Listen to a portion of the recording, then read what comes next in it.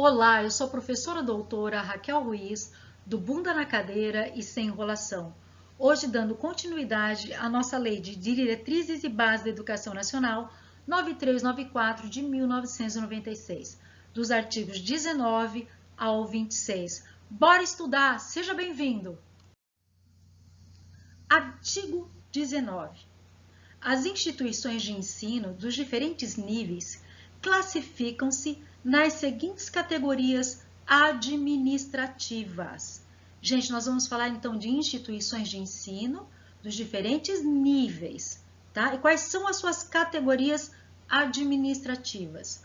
São públicas, privadas e comunitárias. Olha lá. Inciso 1. Públicas, assim entendidas, as criadas ou incorporadas, mantidas e administradas pelo poder público. Claro, as públicas são mantidas, incorporadas e administradas pelo poder público. As privadas, inciso 2, assim entendidas, as mantidas e administradas por pessoas físicas ou jurídicas de direito privado. Claro.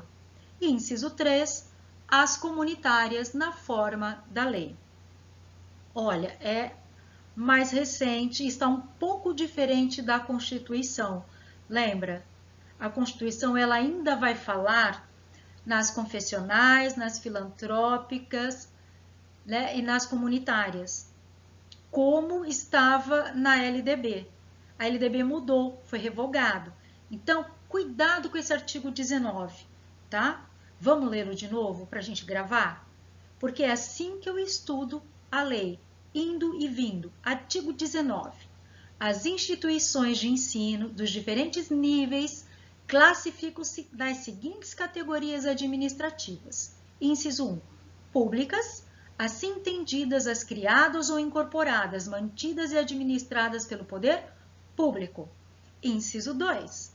Privadas, assim entendidas as mantidas e administradas por pessoas físicas ou jurídicas de direito privado. 3. Inciso 3. Comunitárias, na forma da lei. Parágrafo 1º.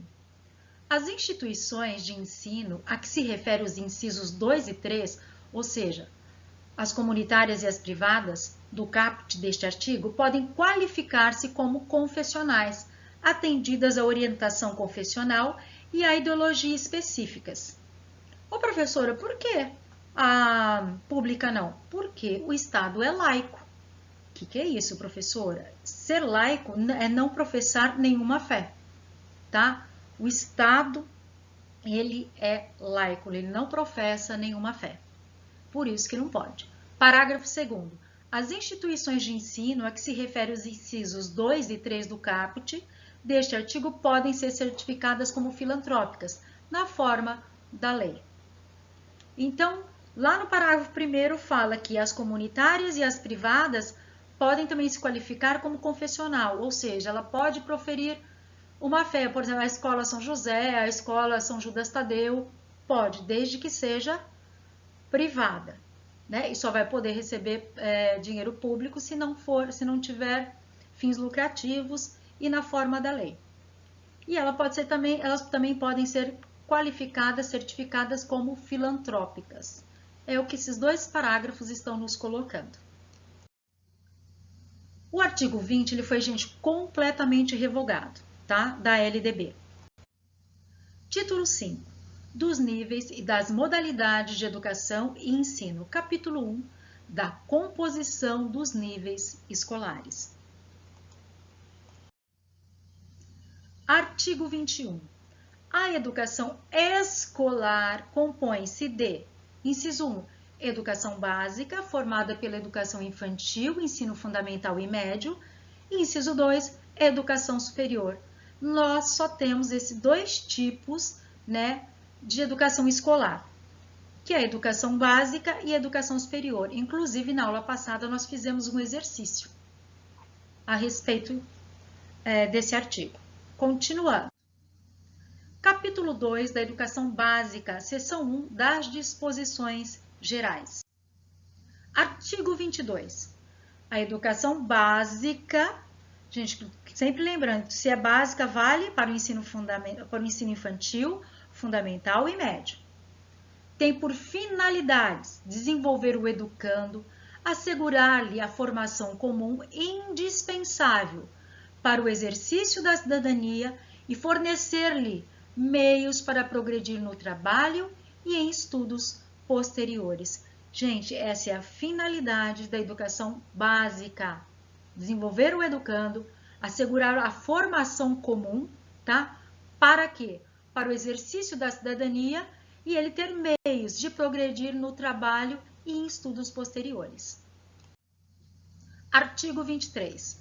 A educação básica poderá organizar-se em séries anuais, períodos semestrais, ciclos, alternância regular de períodos de estudos, grupos não seriados, com base na idade, na competência e em outros critérios ou por forma diversa de organização, sempre que o interesse do processo de aprendizagem assim o recomendar.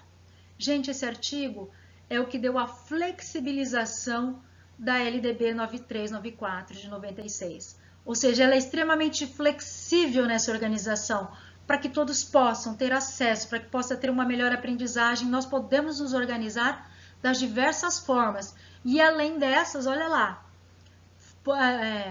por forma diversa de organização, sempre que o interesse do processo de aprendizagem assim o recomendar. Parágrafo 1º. A escola, estou falando da escola, poderá reclassificar os alunos, inclusive quando se tratar de transferências entre estabelecimentos situados no país e no exterior, tendo como base as normas curriculares gerais. Então, gente, ó, a escola que pode reclassificar, tá? Quando tiver alunos por transferência entre estabelecimentos, tá? No país e no exterior, tendo como base as normas curriculares gerais. Parágrafo 2º. O calendário escolar deverá adequar-se às peculiaridades locais, inclusive climáticas e econômicas, a critério do respectivo sistema de ensino, sem, com isso, reduzir o número de horas letivas previsto nesta lei.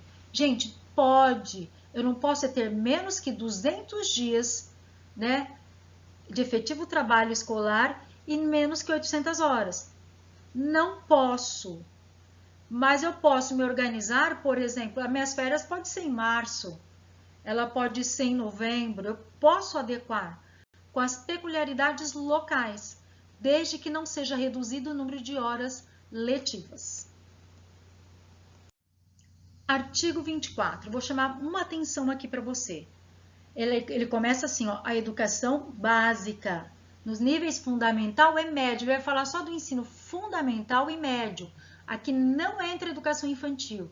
Então, fique ligado, presta muita atenção quando a LDB faz o recorte para o ensino fundamental e médio. Então, olha lá, a educação básica nos níveis fundamental e médio será organizada de acordo com as seguintes regras comuns. Inciso 1.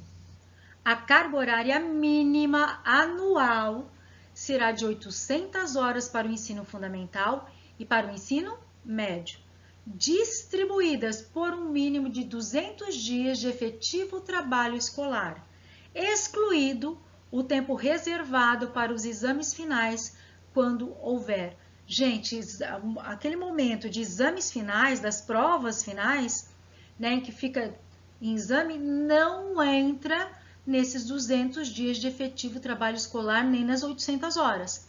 Tome muito cuidado com isso. Inciso 2.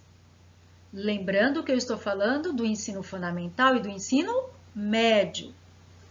A classificação em qualquer série ou etapa, exceto, né, menos a primeira do ensino fundamental, pode ser feita.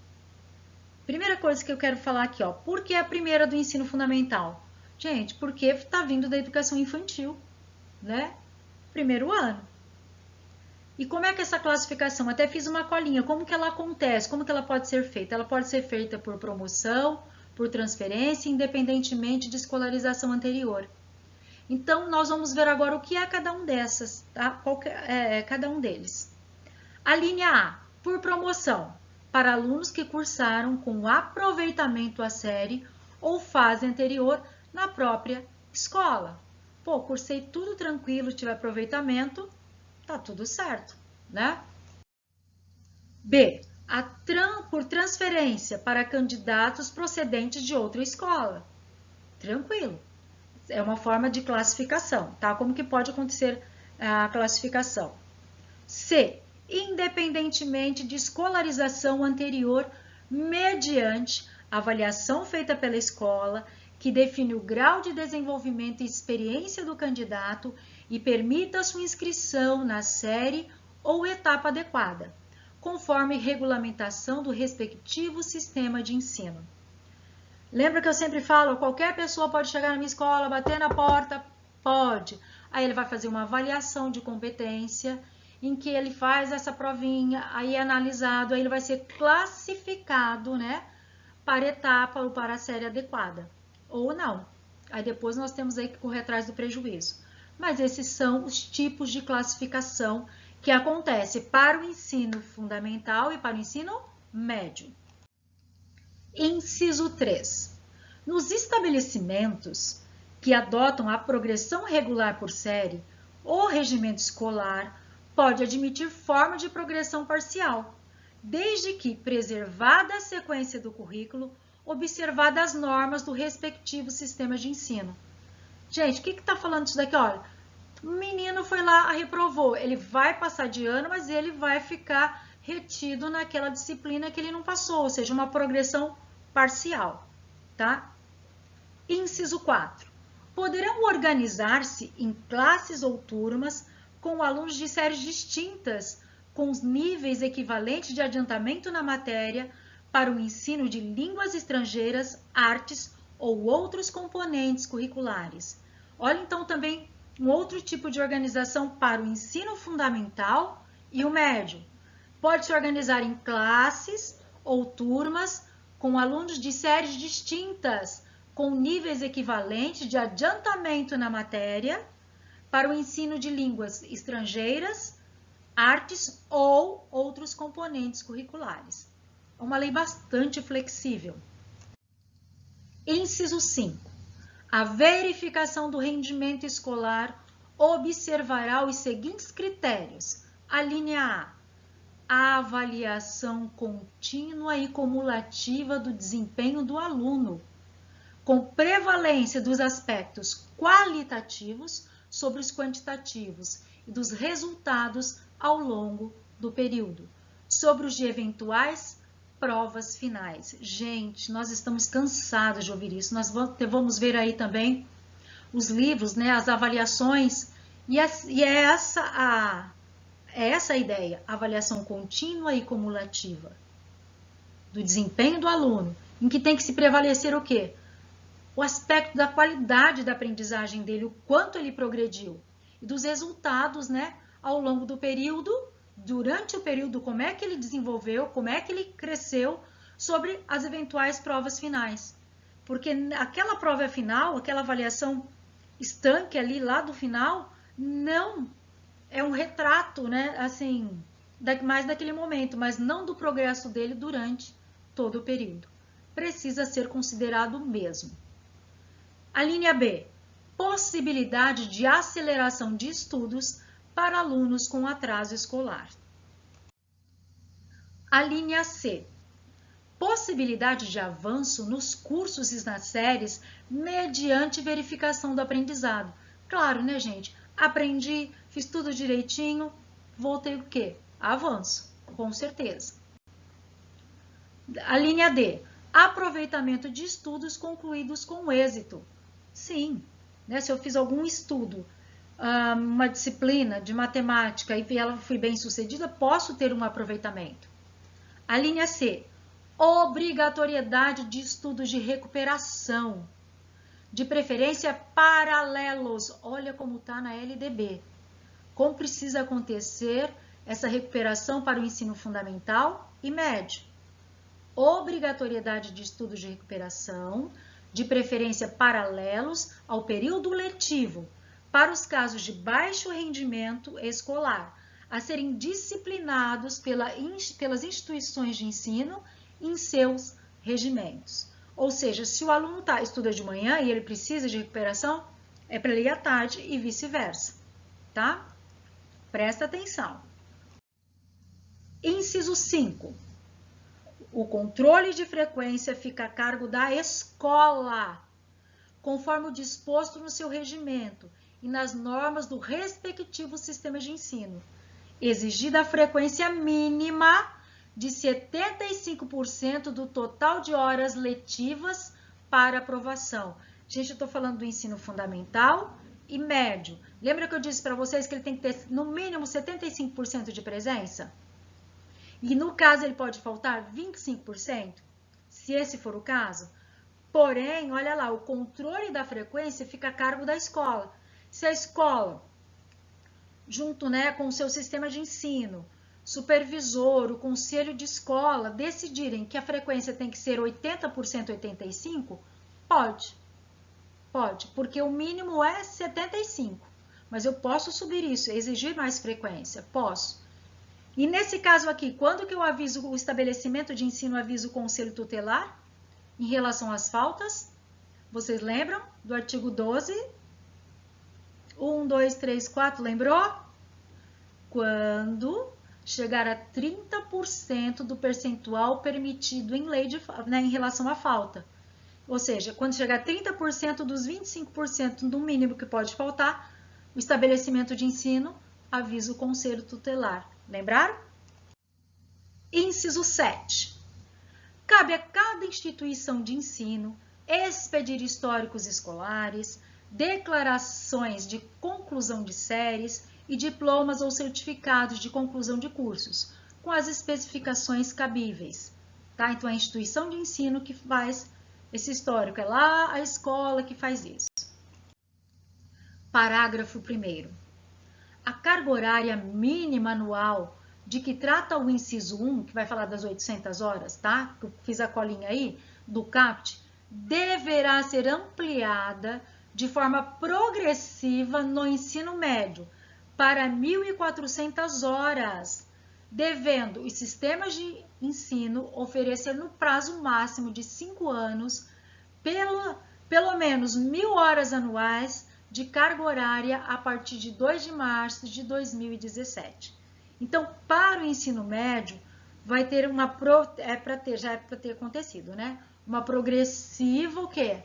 Aumento dessas horas aí, de 1.400 horas, tá? Então, tinha um prazo aí de 5 anos, ó, 2017, 18, 19, 20, 21. Estamos aqui no nosso prazo máximo. Com a pandemia ficou meio complicado. Parágrafo 2º. Os sistemas de ensino disporão sobre a oferta de educação de jovens e adultos e de ensino noturno regular adequado às condições do educando, conforme o inciso 6 do artigo 4º, né, da LDB, que vai falar que o estabelecimento se adequa, né, às condições do educando. Vocês já estão careca de ouvir isso, de saber também. Artigo 25. Será objetivo permanente das autoridades responsáveis alcançar a relação adequada entre o número de alunos e o professor, a carga horária e as condições materiais do estabelecimento. Isso, gente, é um objetivo permanente, claro, porque eu preciso ter qualidade. Para ter qualidade, eu não posso ter uma sala super lotada, né? Então, tem que ter uma relação aí professor-aluno, a questão da carga horária também, né? A questão do trabalho, descanso, de preparação de aula, de estudo também dos alunos. Parágrafo único. Cabe ao respectivo sistema de ensino, à vista das condições disponíveis e das características regionais e locais, estabelecer parâmetros de atendimento do disposto neste artigo. Tranquilo isso aqui. Artigo 26. Agora, vou chamar a atenção para vocês. vai estar falando, olha lá, da educação infantil, do ensino fundamental e do médio. Então, presta muita atenção que ele vai estar esse artigo vai estar dialogando com as 3 etapas da educação básica. Olha lá, os currículos da educação infantil, do ensino fundamental e do ensino médio devem ter base nacional comum, a ser complementada em cada sistema de ensino e em cada estabelecimento escolar por uma parte diversificada, exigidas pelas características regionais e locais da sociedade, da cultura, da economia e dos educandos. Ou seja, nós já temos a base nacional comum curricular, que nós vamos ver também, tá? E a outra parte diversificada. Vamos lá, continuando. Parágrafo 1º. Os currículos a que se refere o CAPT, ou seja, os currículos da educação infantil, ensino fundamental e médio, devem abranger obrigatoriamente, é obrigado, o estudo da língua portuguesa e da matemática, o conhecimento do mundo físico e natural e da realidade social e política, especialmente do Brasil. Aqui eu puxei umas setinhas o que significa esses dois, tá? O mundo físico e a realidade política aí. Você printa aí o teu vídeo e dá uma lidinha. Parágrafo 2º. O ensino da arte, especialmente em suas expressões regionais, constituirá componente curricular obrigatório da educação básica. A arte ela é obrigatória, o ensino da arte. Parágrafo 3º. A educação física, integrada à proposta pedagógica da escola, é componente curricular obrigatório da educação básica, sendo a sua prática facultativa ao aluno. Presta atenção, a educação física ela é obrigada. O estabelecimento de ensino vai oferecer, tá? E tem que estar lá na proposta pedagógica. E ela tem que estar lá mesmo no componente curricular. Porém, a prática, olha lá, a prática ela pode ser facultativa ao aluno em algumas situações. Vamos ver? Olha lá, inciso 1. Que cumpra a jornada de trabalho igual ou superior a 6 horas. Ou seja, se eu trabalhar 6 horas ou mais, eu estou dispensado de não praticar a educação física. Inciso 2. Maior de 30 anos. Se eu tiver mais de 30 anos, eu posso fazer a opção de não fazer educação física a sua prática. Gente, tá falando da prática? De novo, a prática. Porém, todavia, entretanto, contudo, você precisa frequentar e tem outros tipos de aula da educação física que não é só a prática, tá? Inciso 3. Que estiver prestando serviço militar inicial ou que, em situação similar, estiver obrigado à prática da educação física. Então, ele também pode fazer opção de não participar da prática. Inciso 4. Amparado pelo Decreto-Lei número 1044, de 21 de outubro de 1969. Tá? Então, você só guarda esse Decreto-Lei 1044, de 1969. Se ele estiver dentro desse decreto, ou seja, tem uma relação de doenças aí, se ele fizer, ele pode morrer mesmo na aula de educação física. Então, ele não vai frequentar a prática, tá? Se ele estiver enquadrado dentro desse decreto. E inciso 5 foi vetado. E inciso 6, que tenha prole, ou seja, que tenha filho. Você que teve filho, você pode optar em não fazer a prática da educação física. Parágrafo 4º.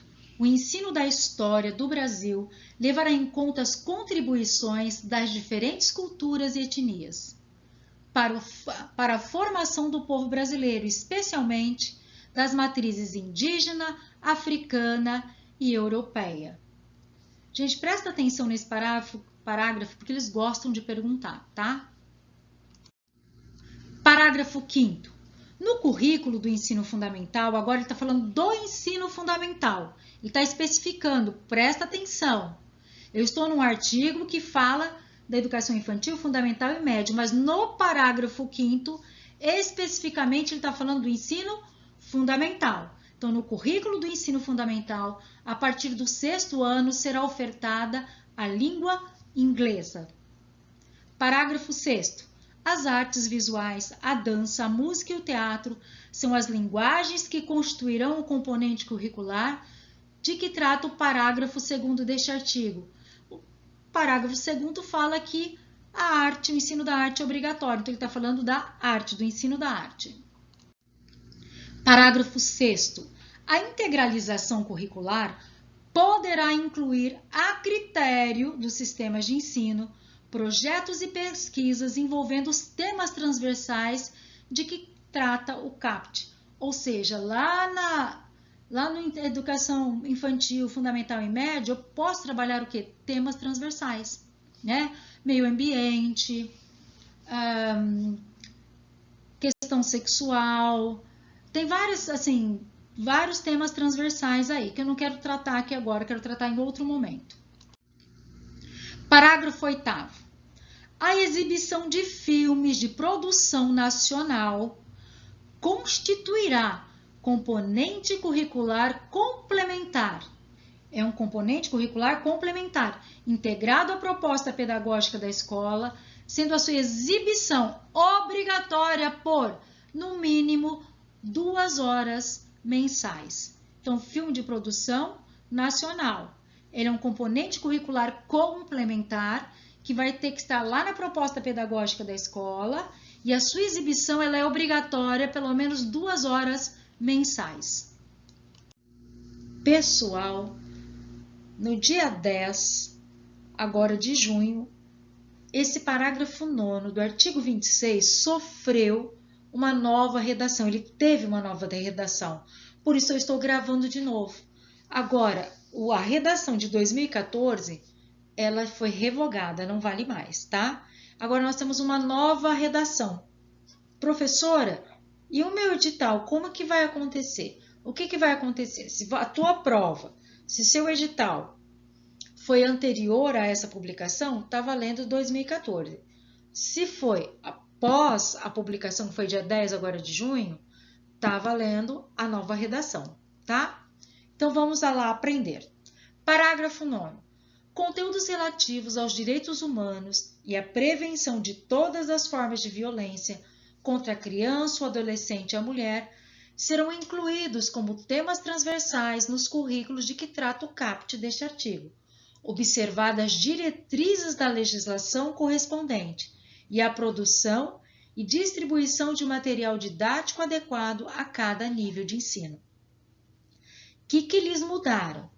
Eles mudaram que eles incluíram a mulher, olha lá, que os conteúdos relativos aos direitos humanos e à prevenção de todas as formas de violência contra a criança, o adolescente e a mulher serão incluídos como temas transversais. Aonde?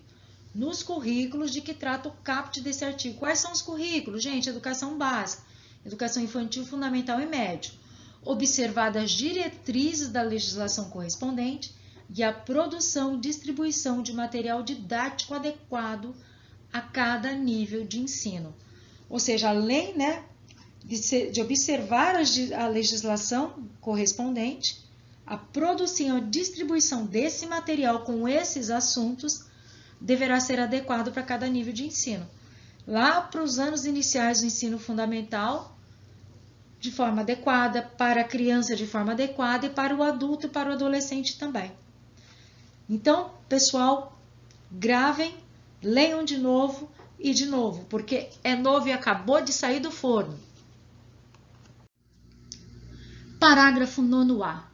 A educação alimentar e nutricional será incluída entre os temas transversais de que trata o CAPT.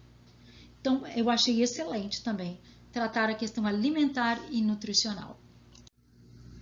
Parágrafo 10. A inclusão de novos componentes curriculares de caráter obrigatório na Base Nacional Comum Curricular dependerá de aprovação do Conselho Nacional de Educação e de homologação pelo Ministro de Estado da Educação.